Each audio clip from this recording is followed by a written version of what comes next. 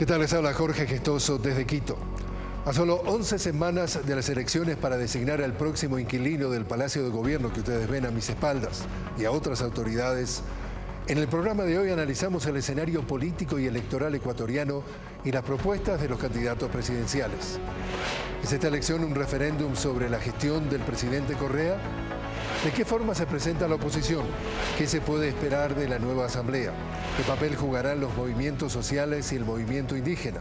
Las preocupaciones del electorado, la inseguridad, el empleo, la justicia.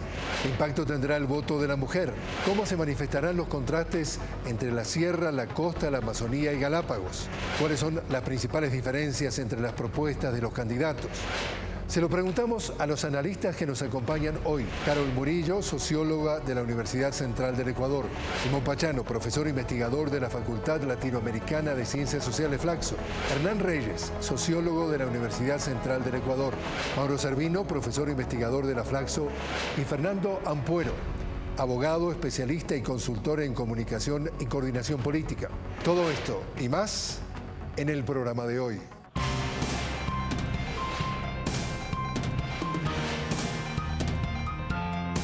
De frente, con Jorge Gestoso.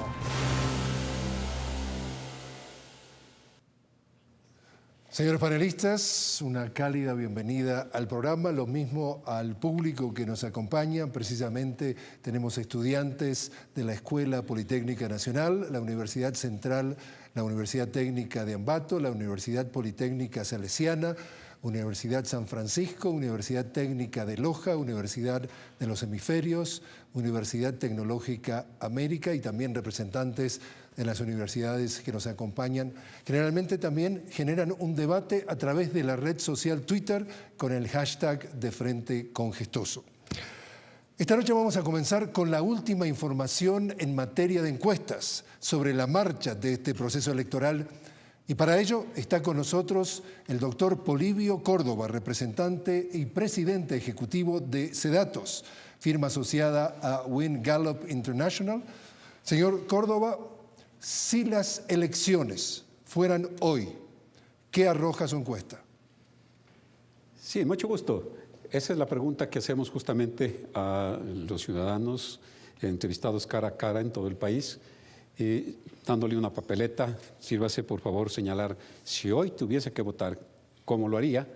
Y tenemos pues que el 53% dice que votaría por el candidato a presidente Rafael Correa, 22% por el señor Guillermo Lasso, 10% por el ingeniero Lucio Gutiérrez, 8% por el economista Alberto Acosta, y con 2 puntos y 1 punto tienen Álvaro Noboa, Nelson Zavala, Norman Ray y Mauricio Rodas. Esto es tomando en cuenta los votos válidos, o sea, excluyendo los votos nulos y blancos. Tenemos una tendencia, cómo ha estado la votación en los últimos meses. En el mes de junio, 56%, el candidato Rafael Correa, 56%, seguía pues hasta 52 en el 31 de octubre y cerrada la encuesta el día de hoy, 53 puntos. El señor Lasso, de 9 puntos en el mes de junio de este año, pasó a 13, 15, 18, 22, 21 y hoy tiene 22 puntos. El candidato Lucio Gutiérrez tiene una votación que ha estado de 7, 8, 9, 10 puntos. Es interesante también, desde luego, ver cómo se da la votación, tomando en cuenta toda la votación, incluyendo los nulos y blancos. Esta votación es importante porque es cómo votó justamente la población el día de hoy y cada vez que se le tomó la información. Estamos justamente poniendo este día en funcionamiento nuestro mapa electoral y por esa razón pues estamos justamente lanzando esta noche, mañana lo entregaremos a todo el país, votos totales, tomando en cuenta nulos y blancos. El presidente Correa tendría 43 puntos, el candidato Guillermo Lasso tendría 18 puntos, el candidato Lucio Gutiérrez tendría 8 puntos, el candidato Alberto Acosta tendría 6 puntos. Esto es tomando en cuenta los votos también nulos y blancos. Sin embargo, también es importante, Jorge, tomar en cuenta que la indecisión es todavía bastante alta. Tenemos que, si la indecisión comenzó con prácticamente 63 puntos en el mes de junio, 61 en el mes de julio, 58 en agosto, 54 en el mes de septiembre, a octubre bajó a 51, 46 y ahora está en 43 puntos. Nosotros trabajamos con una asociada, Location World, que justamente es especialista en todo lo que es georreferenciación. Ahora veamos cómo es la votación por regiones, porque esto es interesante. En la costa tenemos una votación de 42 puntos para el presidente Correa, tenemos 18 puntos para el señor Lasso, 7 puntos para el candidato Lucio Gutiérrez, 4 puntos para Alberto Acosta. Pasamos a la sierra. En la sierra, la votación también se observa más o menos similar, 43 para el candidato Correa, 42, 19 puntos para Lasso, 8 puntos para Lucio Gutiérrez, 9 puntos para Alberto Acosta. Si se hace ahora la medición en la Amazonía, tenemos 43 Correa, 17 Lasso, 13 puntos Lucio Gutiérrez, 5 puntos Alberto Acosta. La votación por provincias también es interesante, ahora no la vamos a presentar, pero también es interesante cómo cambian de provincia a provincia los datos. Tenemos también interés en ver cómo es lo que vota la población según la edad. La votación para el presidente Correa, de los electores de 18 a 35 años, votan la mayor parte, 44%. De los que tienen de 36 a 55 años, vota el 42%, y de los que tienen 56 años o más, el 40%.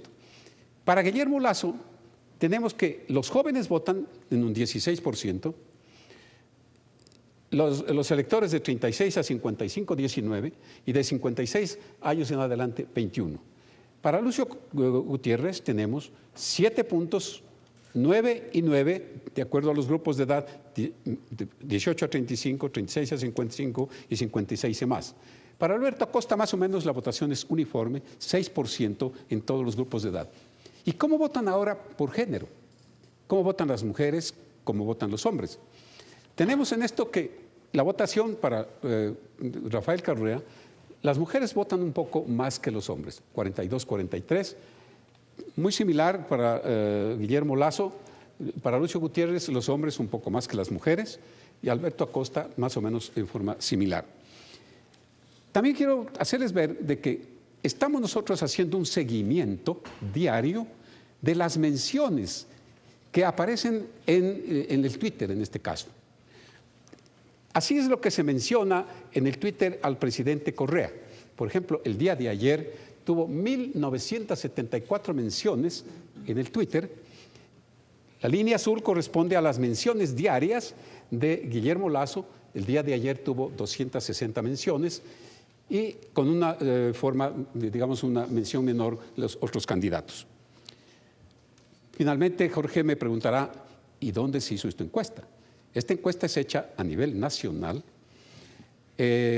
La muestra es de 2.340 electores que son seleccionados en forma probabilística, una entrevista cara a cara, un nivel de confianza del 95% y un margen de error para estimaciones nacionales de 3.4%. Aquí estamos viendo el dato justamente nacional y este es el dato que aparecerá desde el día de mañana en el portal Mapa Electoral, trabajado por Sedatos y por Location World, y está a disposición pues, de toda la población. Eso es lo que podría informarles hasta este momento. Muchísimas gracias, Polibio Córdoba, precisamente con esta información que es absolutamente novedosa. Entonces, la primera pregunta para ti, Simón, ¿esto significa que la elección a nivel presidencial está definida?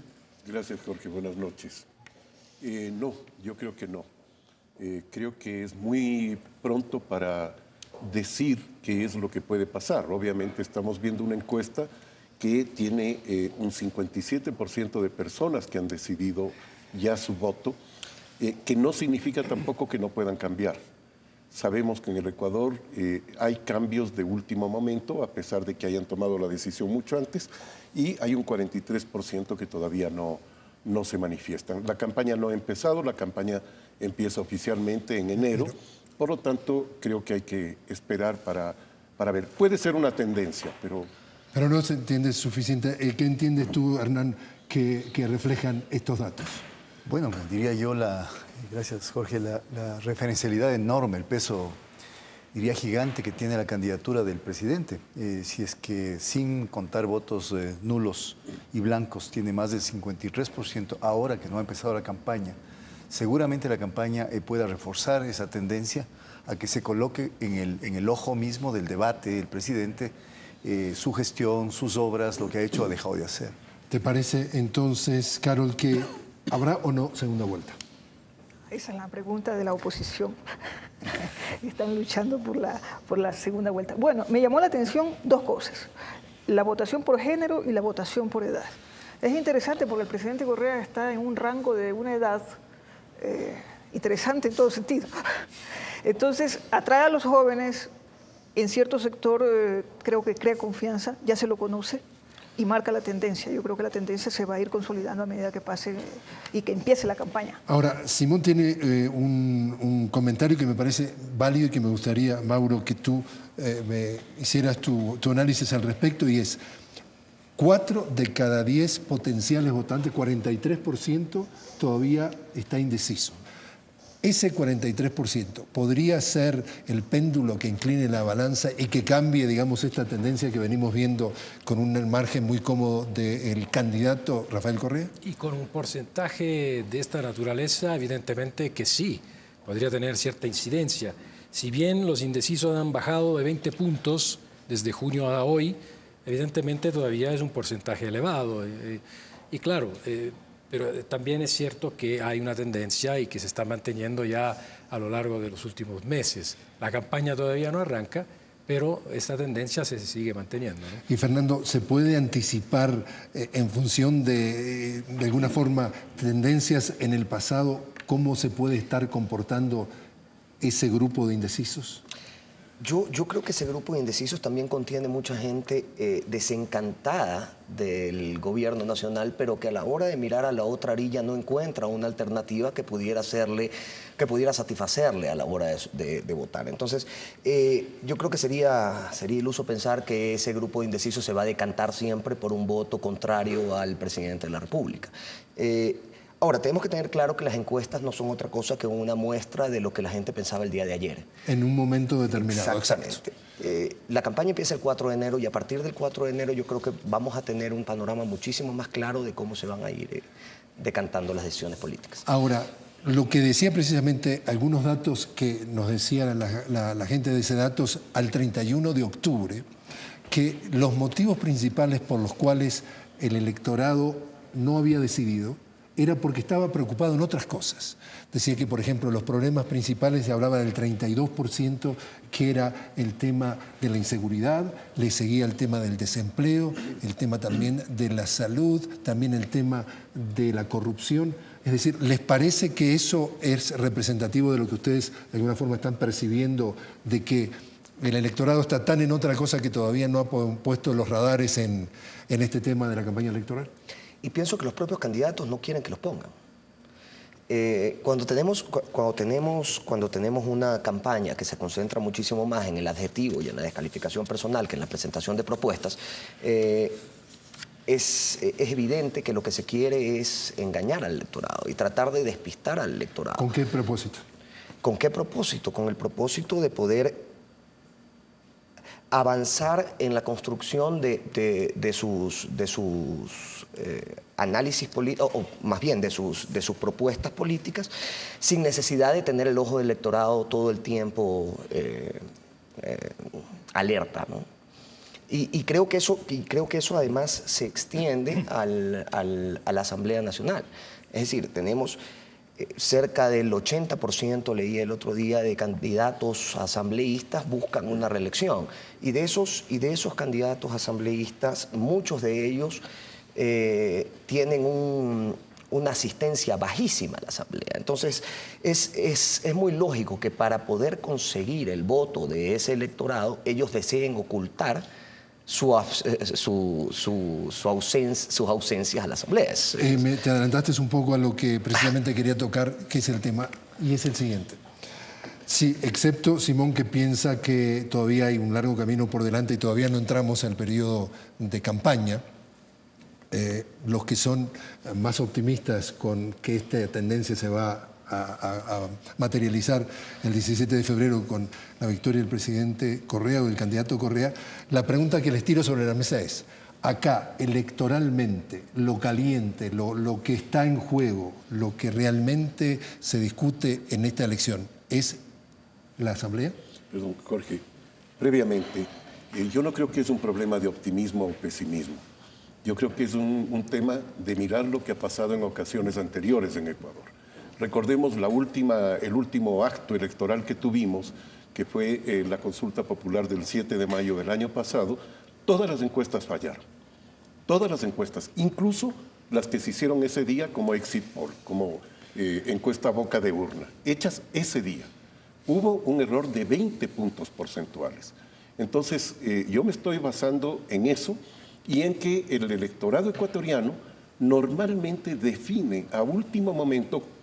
Hay alrededor de un 20% del electorado que define a último momento su voto. Entonces, no es un problema de optimismo o pesimismo ni de posición respecto a una candidatura, sino de ver lo que ha pasado anteriormente. Repito, con las encuestas y con la conducta de los electores. Tomado nota. Vuelvo a hacer la pregunta. Del punto de vista, lo más relevante que podría pasar en esta elección, ¿es la integración de la Asamblea? No creo yo, si me permiten. Me parece que la elección presidencial sigue siendo la que mayor atracción va a tener para los votantes. Va a determinar, diría yo, en gran medida lo que significan las preferencias por asambleístas. Me parece que, salvo un par de sorpresas donde puede un candidato presidencial conseguir una votación inesperada, quizá mayor de la que se preveía, y no saque, por ejemplo, quizá muchos asambleístas o ningún asambleísta. Ahora yo creo que hay una competencia mucho más reñida, pero yo creo que sigue siendo el eje lo presidencial. Lo que sí es cierto es que los temas que se han colocado hasta ahora, yo no creo que no haya campaña. Ya hay campaña, es más, se ha dicho durante mucho tiempo que el presidente Correa hace campaña permanente, y me parece que eso es cierto, hace campaña permanente, y los temas que el presidente Correa va a plantear quizá, o ha venido planteando a lo largo del tiempo, quizá, yo no diría con mucha variación, van a ser los temas alrededor de los cuales se lo ataque o de alguna manera se reafirme que su liderazgo es el que va a permitir una continuidad exitosa del proyecto. Me llegaron algunos twitters a lo largo de los días anteriores, precisamente sobre el tema de candidatos presidenciales, que los quería comentar con ustedes, y dice Katiuska Alvarado, dice: ¿qué hacen candidatos como Lucio Noboa volver a lanzarse como candidatos? ¿Acaso sufren de amnesia o nos creen tontos? Y dice Jorge Cordero, pregunte a ustedes, analistas, dice, pregunte, ¿realmente sería necesario 8 candidatos cuando algunos no llegarán ni al 3% de la intención de voto? Pero este es un dato, Jorge. Yo quisiera discrepar un poco con lo que decía Hernán. Creo que es cierto, el mayor interés para el electorado es la elección del presidente. Esto es característico del Ecuador. Sin embargo, hay una disputa por la Asamblea. E incluso, digamos, esta aplicación de la fórmula de Hunt, etcétera, es precisamente para tratar de ver dónde se va a estructurar la mayoría. Explícanos qué es esa fórmula para la audiencia que no está familiarizada. O sea, es una fórmula que evidentemente entrega un premio a los que recibirían una mayoría relativa para que de ahí pudieran multiplicar la presencia en la Asamblea. Entonces, favorecen los más votados. Exactamente. Entonces, yo creo que, y además en el Ecuador siempre se ha caracterizado que por un lado se vota al presidente, pero aquel mismo elector que vota por el presidente puede votar muy distinto para la Asamblea. Y eso quiere decir que sí hay una disputa para la Asamblea, para tener mayoría en la Asamblea y poder, evidentemente, en el caso que gane el presidente candidato Correa, poder consolidar un proceso pues, que viene ya desde hace unos años. Yo creo que este tema es muy importante, el que acaba de plantear Mauro, en el sentido del voto dividido que existe en el Ecuador. Y que el voto es obligatorio. Para el voto es audiencia. obligatorio, pero además hay que explicar, incluso a la audiencia que no conoce, que en Ecuador se puede votar por diversas listas a la vez. Nosotros, como personas que vivimos en Quito, podíamos votar, ahora va a ser diferente, podíamos votar hasta por 14 listas diferentes, por 14 personas de 14 listas. Lo que quiere decir que una persona fragmenta su voto, una sola persona. ¿Qué significa esto? Que una misma persona puede votar por partidos de diversa tendencia ideológica, ¿no? Entonces, el voto no siempre va junto al voto de su candidato presidencial. Eso hay que entenderlo y es una conducta muy clara en el Ecuador. Y yo estoy de acuerdo con Hernán en que la disputa fundamental en esta elección es la presidencial.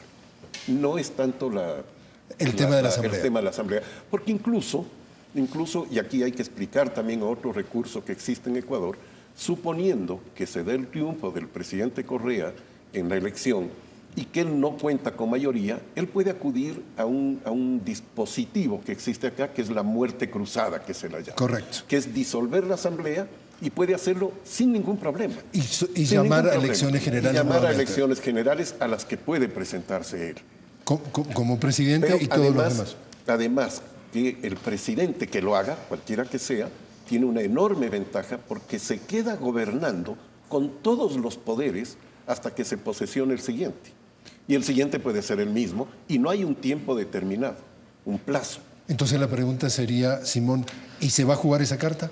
Es probable que algún presidente se la juegue. Pero digo, si asumamos que a efectos simplemente de este ejercicio, que fuera el caso del candidato Correa ganando la elección, ¿podría jugarse la carta de la muerte cruzada? Sí, puede jugarse. Bueno, mira, yo creo que por primera vez, más bien, las dos cosas se juegan, la presidencia y la asamblea. Primero, porque a la oposición, si ganase la oposición, prácticamente se suicida a sí misma porque empuja al presidente a hacer la muerte cruzada. En el y al sentido revés, que le va a complicar la gestión. por supuesto. Y segundo, más conveniente para el gobierno es, y por eso ha luchado y por eso ha armado unas listas con tal potencia, que la idea es ganar la asamblea, porque si no, el proyecto político de la Revolución Ciudadana fracasaría. Entonces, o se truncaría. Y además, algo más importante todavía, que por primera vez no se piensa en gobernar desde la oposición.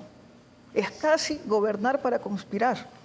Bueno, pasaba en Estados Unidos que, por ejemplo, el líder republicano del Senado, que el Senado todavía es la minoría del partido republicano en este caso, decía que el objetivo principal que tuvo durante los primeros 4 años de Obama era asegurarse que fuera un presidente de un solo periodo. O sea que no sería novedoso en el mundo que la oposición claramente mantuviera una posición muy firme para oponerse, digamos, a votar por los programas de gobierno. Ahora, mi pregunta es, porque no hemos tenido datos de Sedatos o de otras encuestadoras, ¿qué piensan ustedes que podría pasar a nivel de la composición de la Asamblea? ¿Se ganaría a algunos integrantes el partido que hoy está en el gobierno o ganaría espacio la oposición actual? ¿Qué piensan? Yo creo que es bastante interesante lo que muestra hoy por hoy el panorama político. Y es interesante a partir de 2 puntos, que incluye tanto la elección de presidente como la Asamblea. El primero es que yo creo que estamos viviendo los últimos respiros agónicos de los partidos políticos que nos gobernaron en los años 70, en los años 80 y 90, es decir, de los partidos políticos como Partido Social Cristiano, como la Izquierda Democrática, como la concentración de fuerzas populares, como el mismo PRE, que llegó a ser un partido político de alcance nacional y poner un presidente de la República. Hoy por hoy, únicamente 2 de ellos presentan candidatos a presidente de la República. Uno es el PRE, cuya última participación en el año 2006, le aseguró seguramente un Partido 1%. Roldosista Ecuatoriano. Partido Roldosista que Ecuatoriano. históricamente fue de Abdalá Bucaram. Pero contestándome derecho al grano, ¿quién puede ganar o no terreno a la hora de la próxima elección en la Asamblea? ¿Qué piensan ustedes? Cortita, porque nos tenemos que ir a la primera pregunta. Es que eso es lo interesante, ¿no? La participación de movimientos en esta dinámica va a crear o va a dar la posibilidad de una asamblea mucho más diversa. Jorge, la Asamblea o el Congreso ecuatoriano obedece a una doble lógica. Una lógica nacional, que era de partidos políticos y que ya no existen, ya no están dando el grito agónico, ya murieron, esos están muertos. Y una lógica local, una lógica provincial, si se quiere. Yo quiero la respuesta cortita. Eso. ¿Quién gana y quién pierde? No se puede decir. No se puede decir. Es que no, además hay una fragmentación. Mira, hay 8 binomios. Entonces uno se pregunta y la audiencia se pregunta ¿por qué 8 binomios? ¿Por qué 8 candidatos a la presidencia? ¿Qué es lo que porque dice cada uno de estos precisamente candidatos acarrea algunos votos para los asambleístas. Esto en el fondo. Entonces va a haber una asamblea. usual en el Ecuador. Pero lo cual Ocho. niega otra cosa, lo cual niega el discurso que durante 5 años nos han metido en el Ecuador, que es que el Ecuador está polarizado. Eso no es cierto. No solo las encuestas, sino que la cantidad de candidatos que hay, la lectura mediática y la lectura política van por diferentes caminos. El hecho de que haya 8 candidatos y expresiones locales tan diversas implica que no hay una polarización en el país. Es más una mirada subjetiva del tema que una mirada objetiva y concreta. Último comentario y seguimos con la Pero pregunta. quizás no son excluyentes. Puede haber una percepción de polarización alrededor de la fortaleza de la figura del presidente Correa estos últimos 5 años que ha marcado, digamos, a la política ecuatoriana, pero al mismo tiempo puede haber esta fragmentación de opciones que se van a traducir en la Asamblea Legislativa. Es una polarización política que no se traduce como polarización electoral, que son dos cosas distintas. Vamos entonces, ¿qué les parece? Porque la pregunta va a ser para ustedes. Nos encantaría entonces que del público podamos escuchar la primera pregunta de la noche. Buenas noches, Ángel Gualán, de la Red Ecuatoriana de Emprendedores. Quisiera hacer una pregunta. ¿Cómo el nuevo gobierno que se establece puede fortalecer los emprendimientos dinámicos, teniendo en cuenta que no hay una política pública que establezca invertir fondos públicos en emprendimientos privados? ¿Quién quiere tomar la respuesta? A ver, Carol pasa. A ver, ¿algún valiente de los otros? A ver, yo creo que el tema del emprendimiento es una figura que en el Ecuador todavía muestra mucha debilidad. Me parece que todavía el discurso que subsiste mucho es el apoyo a la empresa y a la empresa privada. La empresa privada como motor de la economía y el Estado quizá para unos como aquel que la limita, para otros como aquel que necesariamente debe regularla. Pero emprendimientos, algo vinculado con la economía popular y solidaria, por ejemplo, pequeñas cadenas, encadenamientos económico-productivos, yo creo que todavía no es un tema ni que esté en la agenda, ni que tenga una respuesta demasiado clara por ninguno de los candidatos. Impecable. Muchas gracias, Hernán. Los invitamos entonces a hacer una pequeña pausa. Enseguida continuamos con mucho más, porque tenemos muchos aspectos que nos interesa compartir con ustedes sobre este panorama electoral rumbo a las elecciones de febrero. Ya volvemos.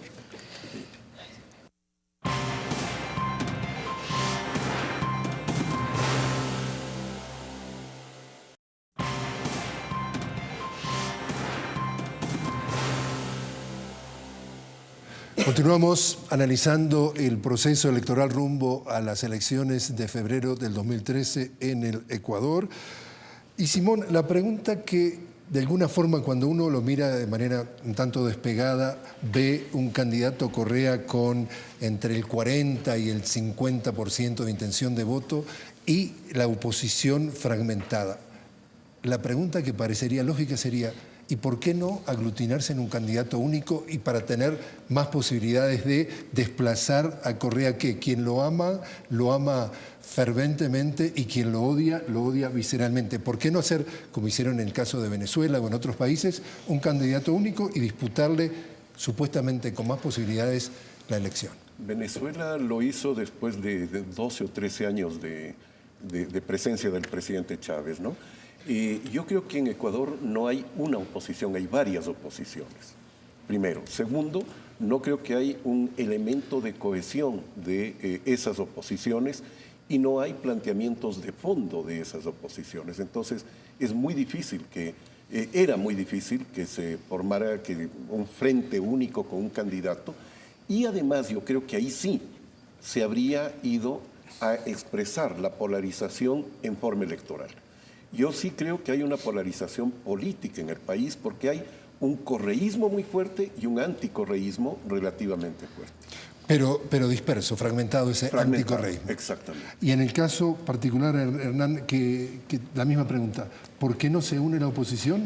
Y de alguna forma, si tiene esos sentimientos visceralmente opuestos al actual presidente, ¿no tratan de desplazarlo con un solo candidato? A ver, creo que en la historia política ecuatoriana los liderazgos fuertes han marcado mucho ciertos procesos electorales y hasta épocas. Yo explicaría que hay un liderazgo muy fuerte del presidente y eso hace que la oposición, si bien lo tome como referente para atacarlo, quede marcada no solo por los temas que el presidente va delineando en su campaña permanente, sino por el escenario que el presidente ha planteado. El liderazgo del presidente Correa ha dividido las aguas del país en dos: lo que era antes del 2007 y lo que es del 2007 para adelante.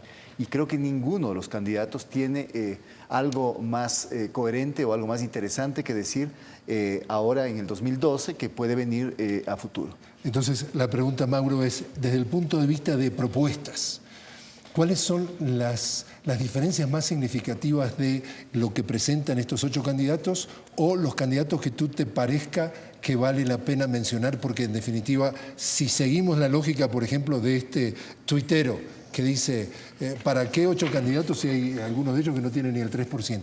Por lo menos, ¿qué dirías tú que son las propuestas que son más relevantes que sea entre esto y esto? A ver, a mí me parece que hay un candidato único de oposición. ¿Qué es? Que es Lasso. Guillermo Lasso. Guillermo Lasso es el candidato de oposición y es el que está queriendo disputarse la presidencia de la República. El resto creo que tienen otro tipo de plataforma, incluyendo el mismo Alberto Acosta.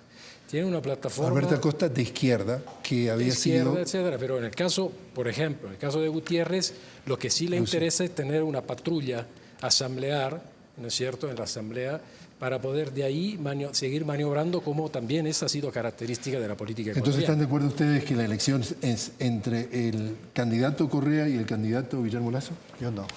¿No? Yo creo que hay 2 candidatos de oposición fuertes, que son los 2 que le siguen. Creo que Lucio Gutiérrez es un candidato de oposición que tiene ambiciones de ganar. Y me parece que en el caso de Alberto Acosta representa otra línea de oposición. Yo diría hay 2 grandes oposiciones, una oposición de corte liberal, que les llaman comúnmente de derecha o de centro derecha, y una oposición, digamos, de izquierda radical, que es la encarnada por Alberto Acosta. ¿Y tú qué piensas entonces, Fernando? Yo suscribo lo que acaba de decir Hernán. O sea, yo creo que existen dos tipos de oposición. Y sí, una está representada por Lasso, y yo creo que en el área de las ideas también podría estar representada por Rodas, que manejan más o menos una misma línea. Ahora, también hay que tener en cuenta que esto es un juego de egos, ¿no? Y en la oposición, o al menos en los candidatos más visibles o con más opciones de la línea opositora, yo veo muy difícil que alguno de ellos esté en capacidad de resignar su ego para poder cederle el puesto a algún otro. Y eso lo ayuda el presidente Correa. Y eso favorece a Correa, pero enormemente. Pero es que yo no creo que es un tema de cederle el puesto o no. Yo creo que es la decisión que tomen los electores. Y creo que este tema nos lleva a una pregunta que es muy importante, que es si es que en Ecuador puede producirse o no lo que se produce en muchos países, que es el voto útil o voto estratégico. ¿Qué es eso? Contanos. Que es que los electores ven con el andar de la campaña que un candidato va a tener éxito, que ese candidato es al que hay que apostarle, suponiendo en este caso en contra del candidato fuerte. Esto ha sucedido mucho en México, por ejemplo, ¿no? Cuando hay un candidato del PRI, por ponerlo, se unen los electores del PAN y del PRD y votan por uno de esos dos, supongamos por el PRD, vaciándole al del PAN, ¿ya? Y logran vencerle al que estaba primero. Eso se ha dado muy frecuentemente en estados mexicanos. ¿Y cómo lo ves tú esto aplicado al Ecuador? Yo veo muy difícil por las distancias que existen entre los votantes de cada uno de los candidatos. Si uno mira, y Hernán decía, los unos representan a una votación, digamos, de derecha, un electorado de derecha, Lasso, Gutiérrez, Rodas, con una votación mucho menor, y hay una votación radical de izquierda que apoya a Acosta. Es muy poco probable que un votante de Alberto Acosta esté dispuesto a votar por Guillermo Lasso, aunque sepa que sea el que puede llegar a la segunda vuelta. Es muy poco probable, no es imposible, pero, y lo contrario también. Entonces, la pregunta es si es que puede darse eso en Ecuador, es una. Y segundo, esto depende mucho también de la regla electoral que existe, y es que si el presidente Correa supera o no el 40%. Y fuerza que haya una segunda vuelta. Exactamente. Ahora, la pregunta que te hago, Carol, y para poner esto de una manera así, muy simplista, como yo diría en un mundo binario 0 o 1, y ustedes me corrigen si el simplismo llega a tal extremo que no están de acuerdo. El presidente Correa vende, o el candidato Correa vende un proyecto en donde teóricamente dice, acá apostamos al ser humano, al individuo, y dejamos en un segundo plano al capital. Yo diría que podríamos sintetizar que el señor Guillermo Lasso, que está en segundo lugar en las encuestas, dice, nosotros le damos un favoritismo a la iniciativa privada, a la inversión privada, a los tratados de libre comercio. ¿Es esa las dos filosofías que están blanco y negro? Porque en definitiva, sino que es una gama de matices que lleva a qué. O sea, que para el televidente que nos está viendo, ¿cómo podemos simplificar? Este candidato vende este proyecto y este candidato que tiene más posibilidad de ganar vende este otro. ¿Cuál es esa diferencia? Bueno, con el presidente Correa, es decir, desde el año 2007, después de que se convocó una asamblea constituyente y hubo una elaboración de una nueva constitución, esa constitución hizo una reforma del Estado. Yo quisiera que me contaran directamente la diferencia, porque si no se nos van a ir los minutos y el televidente no va a entender entre qué y qué va a optar. Entre un modelo de Estado. ¿Cuál es? Es un modelo de Estado.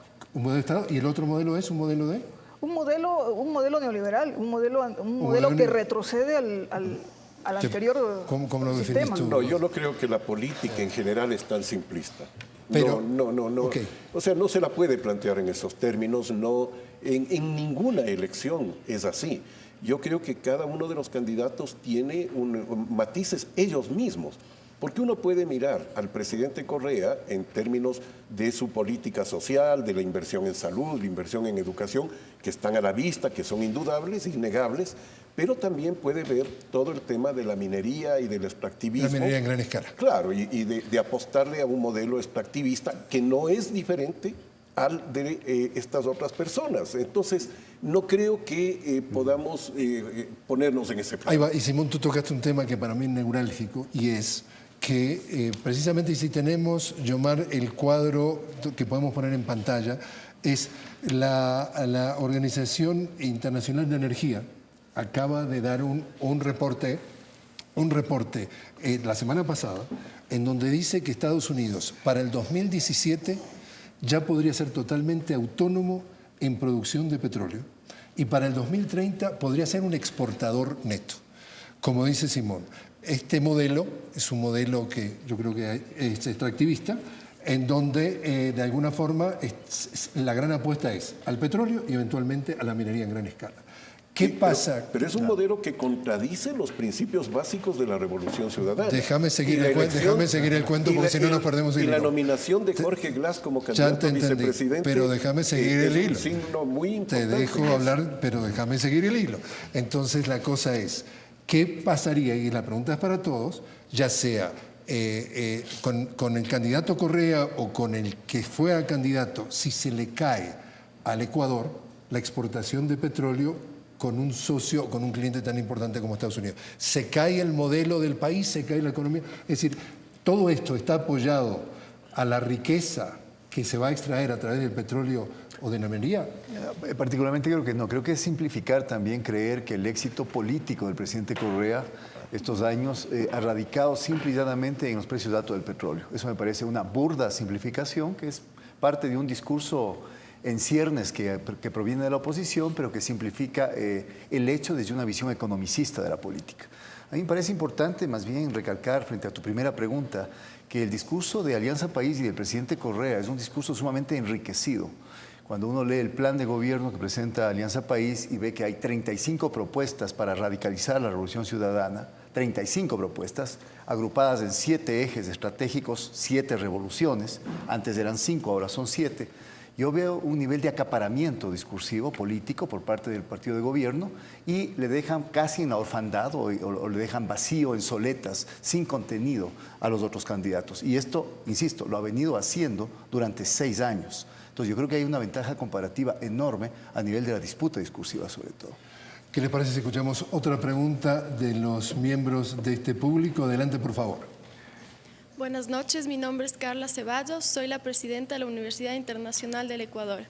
Mi pregunta es, quisiera saber si es que ustedes conocen qué candidato a la presidencia del Ecuador tiene como propuesta en su plan de trabajo el desarrollar el sector industrial y productivo del país y que esto de una manera pueda reemplazar a los ingresos generados por las exportaciones petroleras. Fernando, ¿qué tienes? Yo creo que todos los candidatos incluyen dentro de los planes de gobierno presentados al CNI, publicados en su página web. Al Consejo Nacional Electoral. Al Consejo Nacional Electoral, pido disculpas nuevamente.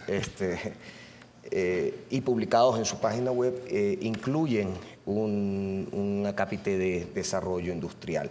Ahora, ¿qué tan congruente es eso con el discurso político? Eso es lo que tendríamos que medir, ¿no? ¿Qué tan congruente es eso con lo que se ve desde la tarima y lo que se ve en el candidato en sí en periodo electoral? Y eso ya es algo que nos corresponderá medir a los ciudadanos en el momento de decantarnos por algún candidato.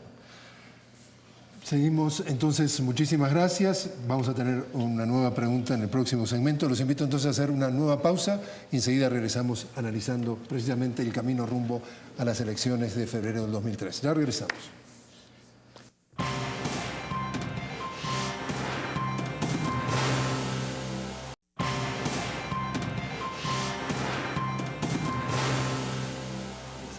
Seguimos analizando con nuestro panel las elecciones del 2013, es el proceso electoral rumbo precisamente a esa fecha del 17 de febrero.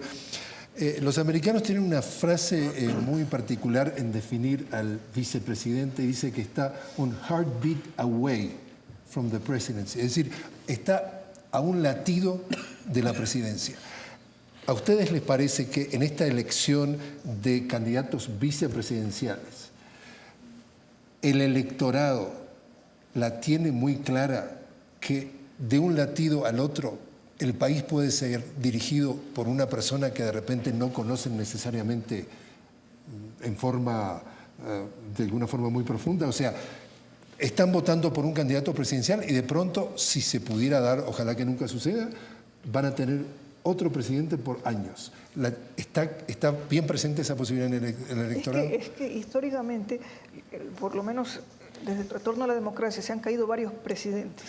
Cuéntanos el retorno a la democracia para la audiencia que no sabe cuándo es. El retorno a la democracia es en el año 79, que salimos de una dictadura de la década de los 70.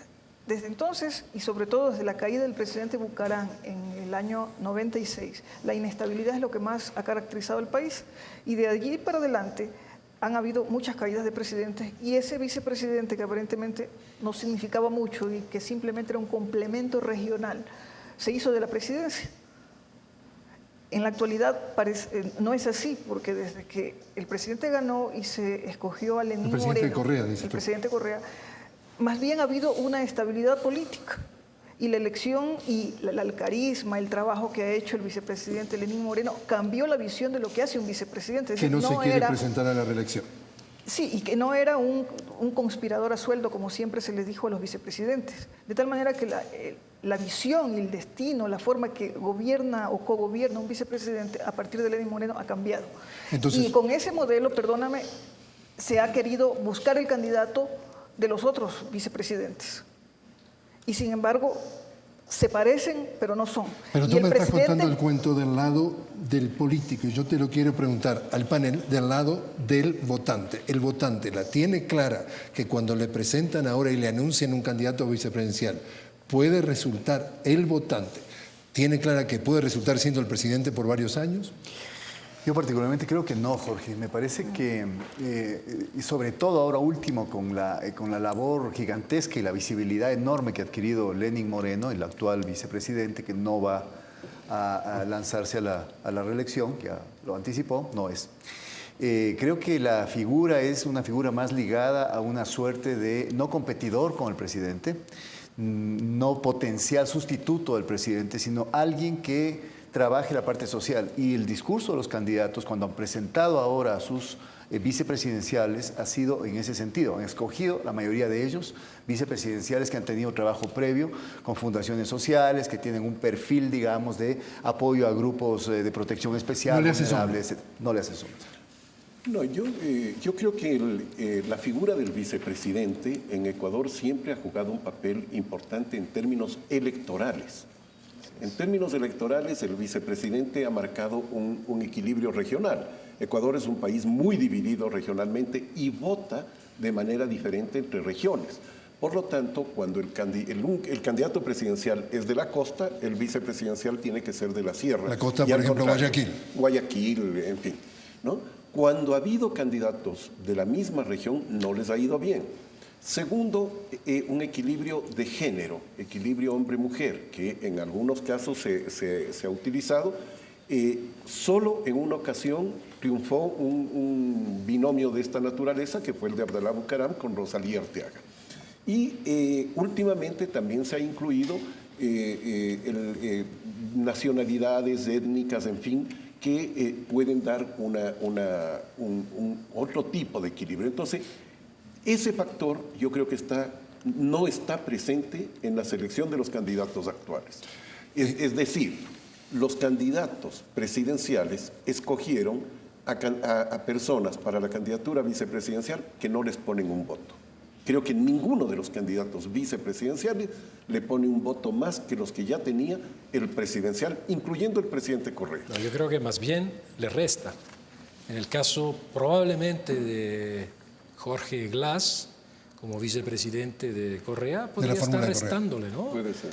Precisamente porque Lenín Moreno marcó una posición del vicepresidente muy significativa, una posición que ha significado sumarle consensos a la presidencia de Correa, simpatía a la presidencia de Correa, y me parece que en cambio esta elección de Jorge Glass, esta selección de Jorge Glass, evidentemente le podría restar. En el caso de Lasso también, porque ha habido un Auquitituaño accidentado y después la segunda opción, también un candidato que probablemente no solo no suma, sino que también podría restar. Y creo que en el caso de Jorge Glass, yo creo que puede restarle votos de la izquierda de Alianza País.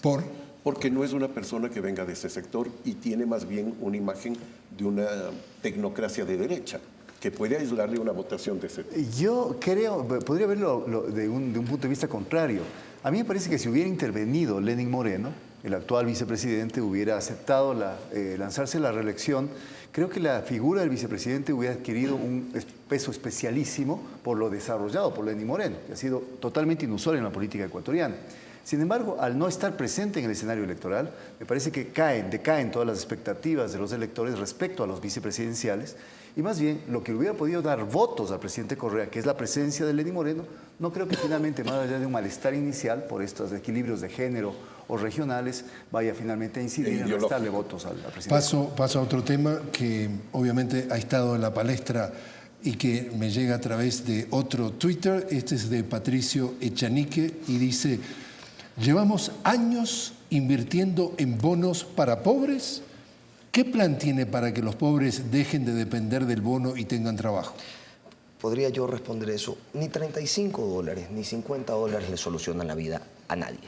Absolutamente nadie. Repasemos lo que estamos actualmente. Estamos hablando del bono de desarrollo humano que el Estado otorga a las personas en condiciones de extrema pobreza. Que hoy por hoy es de $35. Que hoy por hoy es de $35 y existe la oferta de subirlo a $50. Más que la oferta. Bueno, ya pasó en la Asamblea. Que empezaría el 1 de enero a 50. Así es. Y me refería a oferta porque todos los candidatos han manejado más o menos la misma línea discursiva en cuanto al bono. Ahora, suponer que eso le arregla la vida a alguien y que se puede vivir del bono, es una locura, ¿no? Lo que sí debe, de la forma en que tiene que funcionar el bono, es de la forma en que está en la ley. Es decir, existen condiciones para recibir el bono y parte de esas condiciones son precisamente mantén a los hijos que tienes en las escuelas públicas, manténlos atendiéndose con todos los chequeos médicos y de esa manera realmente el bono no es un regalo del Estado, es una inversión en una sociedad mejor construida y más sana. Bah, yo diría que no, porque el bono, hay que decirle a la audiencia que el bono es una creación de los organismos internacionales como medida de compensación de los ajustes estructurales en la aplicación de modelos neoliberales. Claro. Hay que decirlo así, claramente. Focalización de la pobreza. Focalización y compensación por las implicaciones y consecuencias de los ajustes estructurales de los años 80 y 90. Entonces, ese bono, que evidentemente es muy difícil poder retirar, así como es difícil desdolarizar, pero el problema de la dolarización subsiste, es un problema enorme, así como un problema enorme es mantener este bono, y no solo, sino que es ampliar la base de aquellos que reciben el bono. La única iniciativa interesante tal vez parece paradójico, es el modo como se financia ahora este aumento. A mí personalmente me parece interesante que se haya podido hacer de ahí un instrumento de redistribución de la riqueza. Pero el bono como tal es perverso. O sea, la pregunta que te iba a hacer a todos, Simón incluido, es ¿qué impacto puede tener o no en esta elección el tema del bono? Bueno, justamente yo iba a eso. Nosotros estamos acá analizando no la bondad o la maldad del bono, sino electoralmente qué es lo que pasa. Exacto. A mí me parece penoso que una campaña electoral se haya iniciado y haya girado hasta este momento sobre un bono que tiene las características que acaba de señalar Mauro, que es uno de estos bonos que se hicieron en toda América Latina con los programas de ajuste del consenso de Washington. Pero yo quisiera agregar algo. Tiene un valor simbólico enorme los bonos o los subsidios estatales. En Ecuador sigue siendo un tabú, absolutamente un tabú. Nadie se atrevería a hacerlo porque es un suicidio político, ningún candidato a decir que va a eliminar, por ejemplo, el subsidio de los combustibles. Está interiorizado en la mentalidad de la gente que eso es algo que el Estado tiene que seguir manteniendo, porque a través de eso, no importa si eso no es real en la práctica, los sectores más pobres pueden sobrevivir. Lo mismo pasa con el bono. Por eso es que todos los candidatos, incluyendo aquellos candidatos de derecha que deberían deleznar el bono, no tanto porque provienen de los organismos internacionales que los aupan a ellos, sino más bien porque en realidad se va contra su economía empresarial o del libre mercado. Inclusive sus candidatos han planteado como gancho en su retórica política el elevar el bono que actualmente existe. Un elector medianamente inteligente lo que podría decir es, se está contradiciendo un candidato de centro derecha el momento que dice que va a subir el bono. Y yo digo que es penoso porque, entre otras cosas, este es un instrumento de lo más claramente clientelar para cualquier gobierno. El gobierno que lo empezó, que fue el de Yamil Maguad, y los gobiernos que se sucedieron hasta el actual, lo han usado clientelarmente. Y digo, es penoso que entonces la campaña gire sobre una práctica clientelar como es esta. Vamos a una pregunta porque tenemos nuevamente alguien del público que quisiera consultarlos a ustedes. Si sos tan amable, por favor.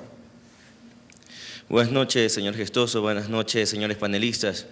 Mi pregunta las formula de la siguiente manera. El deterioro del sistema de justicia debido a los gobiernos anteriores, ¿cómo valoran la transformación del sistema judicial refrendado en la consulta popular de 2011 a expectativas de las elecciones de 2013? Muchas gracias. A ver, Carlos, ¿cómo está jugando? Si está jugando, para redondear un poco, como decíamos, para que estas preguntas se centren en el proceso electoral. El tema de la preocupación o no sobre el estado de la justicia, ¿está jugando en esta elección? Sí, porque sobre todo la reforma judicial tiene que ver mucho cómo se controla también la corrupción. Entonces se relacionan las dos cosas, una justicia que no es independiente, que no tiene un distanciamiento con aquello que hace un gobierno, sea este o cualquier otro, genera una inquietud, genera una duda, y la reforma judicial recién, digamos que está empezando y todavía adolece de muchísimas fallas. Perdón, la reforma judicial debe terminarse dentro de 3 o 4 meses. Era un año y medio. 18 meses. 18 meses y termina en febrero. No, pero quiero decir el proceso. Una vez que se termine eso, va a comenzar a funcionar en otras condiciones. Y esas otras condiciones habrá que ver qué tan fáciles o difíciles son. Interesante, volviendo al dato de Sedatos, que decían, porque hay tantos indecisos, y decían porque estamos preocupados en otros temas, el tema de la corrupción de mayor a menor aparece como en quinto o sexto lugar. O sea que, si bien el tema de corrupción parece que obviamente está presente en la vida del país, parece que no necesariamente está demasiado alto en el radar del votante para esta elección.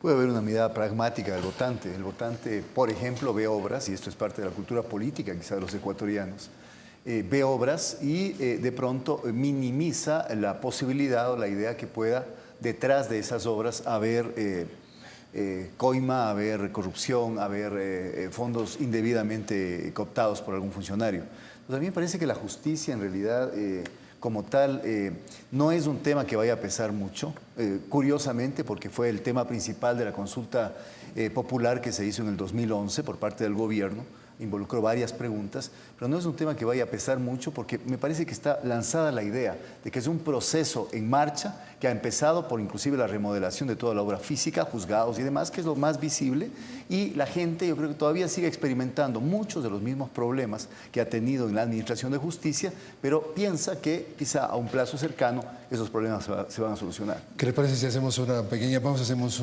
otra pequeña pausa, enseguida regresamos conversando más sobre este proceso electoral rumbo a las elecciones del 2013. Ya volvemos.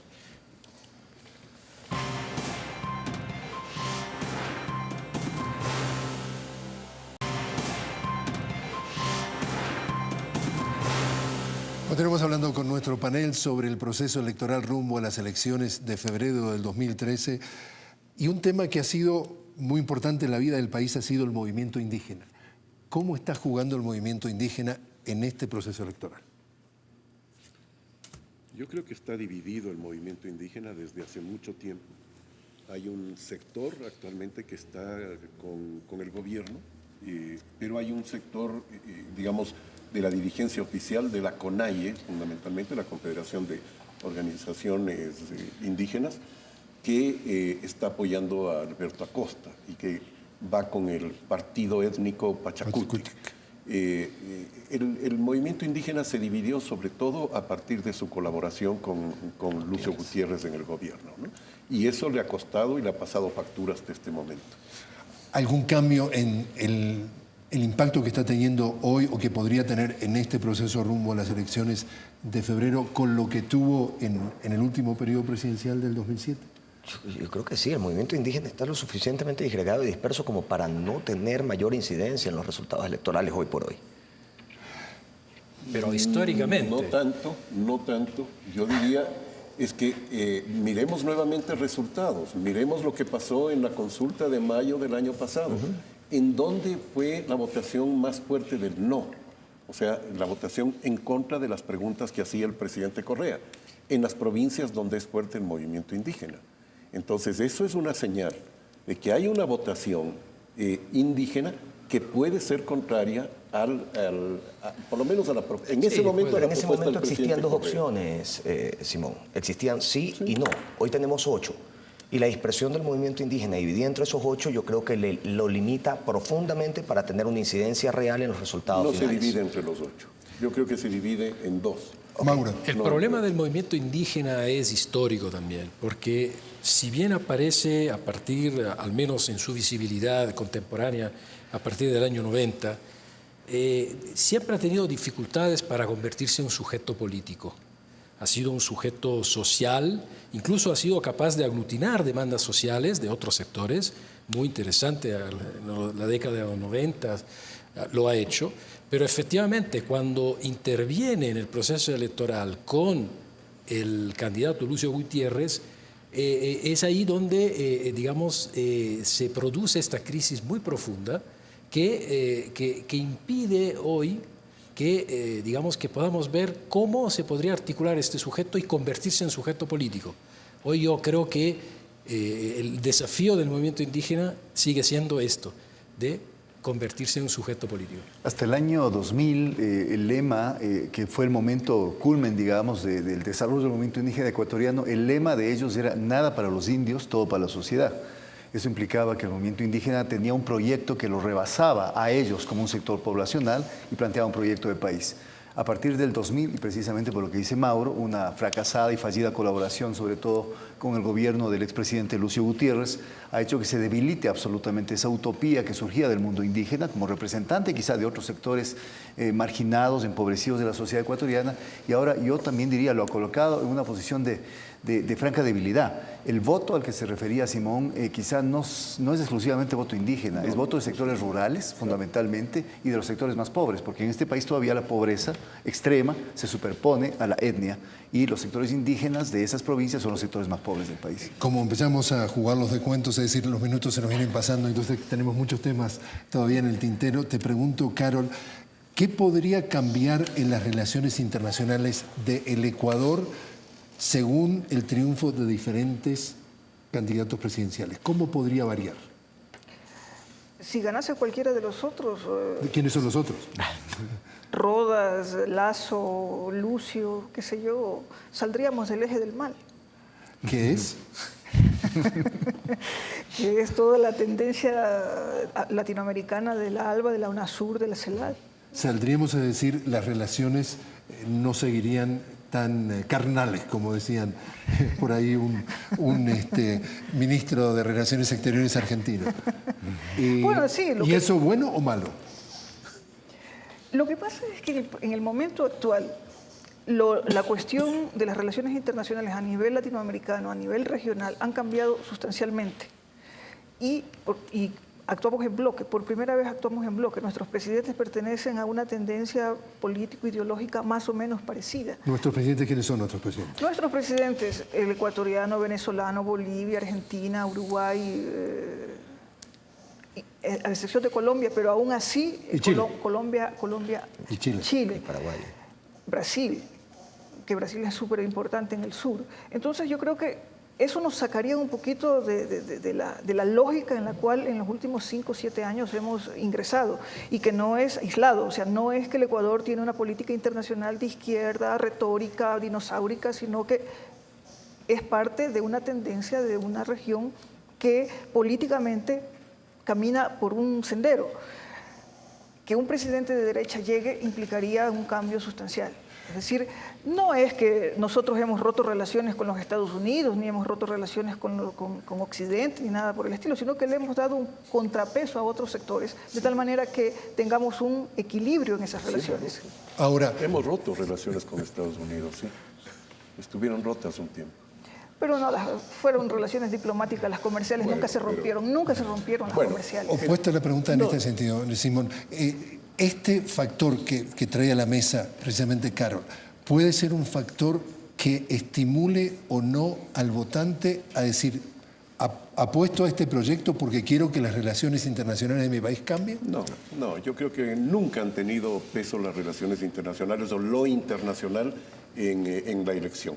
Pero la pregunta inicial, Jorge, yo la plantearía más bien, o la llevaría a otros campos. Yo creo que el triunfo de otra persona diferente a Rafael Correa, claro que va a cambiar radicalmente al país. ¿Por qué? Porque el propio presidente Rafael Correa se ha encargado de plantear esto como un juego excluyente, un juego de o están con la revolución ciudadana o están en contra. Y cualquier persona que venga, inclusive el candidato de izquierda, que sería Alberto Acosta, harían cosas radicalmente diferentes a la revolución ciudadana porque ha sido ese el criterio excluyente que ha habido. ¿Tú estás de acuerdo con ese planteo? No creo. A mí me parece que el presidente Correa, la gestión del gobierno en estos últimos 5 o 6 años, ha dejado tizada la cancha. Va a ser muy difícil a un candidato, si hay un triunfador distinto a Rafael Correa, que vaya a desarmar tan fácilmente lo que se ha armado. A mí me parece que eso es una idea bastante facilista.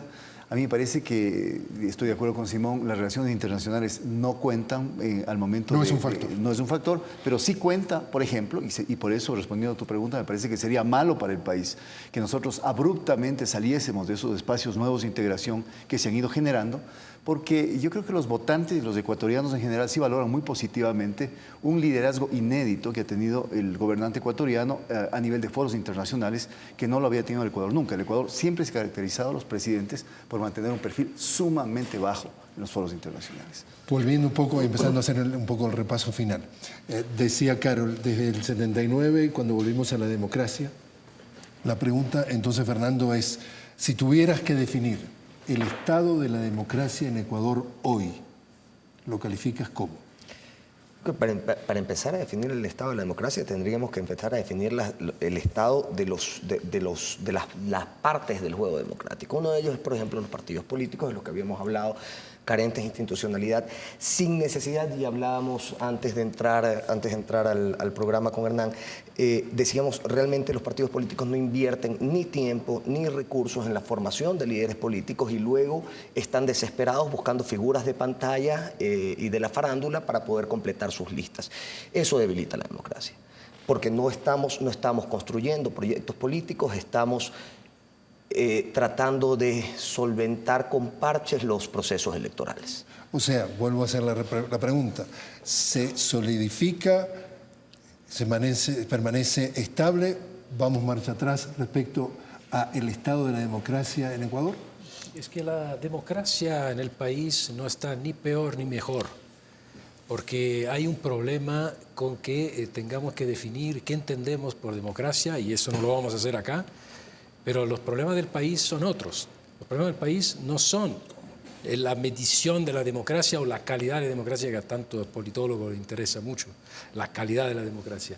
Lo que es importante entender para el país es cómo están las cosas en términos de justicia social, en términos de redistribución de la riqueza, en términos de acceso a recursos y a tener una vida, digamos, relativamente decente, digna. Y en este sentido sigue habiendo algunos déficits, pero me parece que hay un autor francés que se llama Alain Rouquier que dice: el problema de los países latinoamericanos no son las sucesivas dictaduras, sino que en América Latina se discute y se habla siempre de democracia, ¿no es cierto? Pero aquellos que hablan de democracia lo hacen probablemente para disfrazar otros problemas o para tratar de esconder los intereses de aquellos que tan insistentemente hablan de democracia. Yo he escrito recientemente, he publicado un libro sobre calidad de la democracia, son más de 300 y tantas páginas. ¿Y tu titular? Creo que no sirve para nada. Danos tu lo que titular. acaban de decir. Qué pena. Mira, yo creo que... Te lo compramos igual. Me parece muy peligroso lo que acaba de señalar Mauro, que la gente solamente quiere, no sé, bienestar económico, social, y no nos importa el resto de cosas que suponen la democracia, que son libertades, que son derechos, que es protección del individuo. Eso es fundamental. No podemos sacrificar lo uno por lo otro. No van las dos cosas separadas, no están reñidas, y por lo tanto ahí es cuando hablamos de calidad de la democracia. Entonces la pregunta ahora va para Simón. ¿Cómo calificas tú el estado de la democracia hoy en Ecuador? Te invito a leer mi libro. Pero me prometes que me lo vas a autografiar. Sí, claro. Tenemos... Me prestaste esto, así que... Ya está muy bien. Los invito a escuchar una nueva pregunta de nuestro público. No hay pregunta, me están diciendo. Lo que pasa es que había tanto interés dentro de los participantes. Entonces, fundamentalmente, si empezamos a repasar, ¿tenemos ya ganador o no? Y lo vamos a tener cuando empiece ese proceso electoral, el 4, porque hay que decirle también al público que no está familiarizado. El 4 de enero empieza un proceso de 45 días, que es la campaña electoral. ¿Qué anticipan a ustedes hoy por hoy? Vaticinio, para ponerlos a ustedes, de repente hasta me gano el libro precisamente de Simón, si hacemos la apuesta. ¿Quién gana la campaña, quién gana la elección? La tendencia en este momento obviamente es a un triunfo del presidente Correa, pero yo insisto en lo que dije en mi primera respuesta, hay que esperar a la campaña. En Ecuador se han dado vuelta campañas que han estado, por decirlo así, cantado el resultado, a último momento se ha virado. La última, la que Rafael Correa llegó segundo y pasó a la segunda vuelta, no ganó él, sino llegó segundo. Él estaba en un quinto o sexto lugar hasta 3 semanas antes de la elección. Entonces, hay que esperar. Hay que esperar. Nos quedan 30 segundos. En una palabra, ¿quién gana? No, hay que ver, bueno, podría ganar Correa, pero hay que ver si gana en primera o segunda vuelta y eso ya marca una enorme diferencia. ¿Y con qué porcentaje? Hernán, ¿quién gana? Creo que quien va ganando ahora muestra que efectivamente la democracia, tanto en la dimensión social como la política, ha mejorado. ¿Quién gana, Fernando?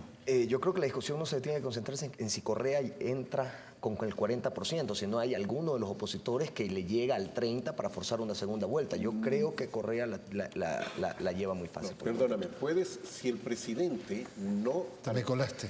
No, perdón, es que hay que aclarar para el público que no conoce que la ley electoral lo que dice es que si no llega si el primero no tiene más del 40%, no importa la diferencia que tenga con el otro. Precisamente. El otro puede tener 10 puntos y el primero puede tener 39. Necesita por lo menos la segunda vuelta. Correcto. Tiene que tener por lo menos el 40 y por lo menos una diferencia de 10%. Precisamente a eso iba. ¿Quién gana, Carol, la elección? Creo que va a ganar quien tiene un proyecto político para el país. Y quien tiene un proyecto político es el presidente Correa porque durante 6 años lo está llevando a cabo. No hay un proyecto del otro lado. Hay adjetivaciones, hay insultos, hay lo que tú quieras. Hay hasta un don burro en las elecciones. Es decir, lo que va a ganar es un proyecto político. Que estemos de acuerdo o no con ese proyecto es otra cosa. Pero la tendencia dice que se le va a dar un sí, no al reduccionismo de pensar que el proceso solamente es Correa, sino todo lo que significa ese proyecto. Y una mejora consustancial en las condiciones de vida. Simón, Mauro, Hernán, Fernando, Carol, mil gracias por estar con nosotros. Tenemos que seguir con tu libro en el debe y el haber. Que sea para todos. A ustedes, entonces, muchísimas gracias precisamente por habernos acompañado esta noche. No lo vendo ni lo regalo. No lo distribuyo. Me parece muy bien. Al público también que nos acompañó, muchísimas gracias por estar con nosotros. Y queremos precisamente anunciarles que el próximo programa de Frente lo haremos en el mes de enero, cuando comenzaremos una serie de entrevistas con los candidatos presidenciales para darles la oportunidad de que presenten sus propuestas de campaña. Así que están todos invitados a estar con nosotros a partir del mes de enero. A todos ustedes, una vez más, muchísimas gracias. A la audiencia también. Les habló Jorge Gestoso. Tengan muy buenas noches desde Quito.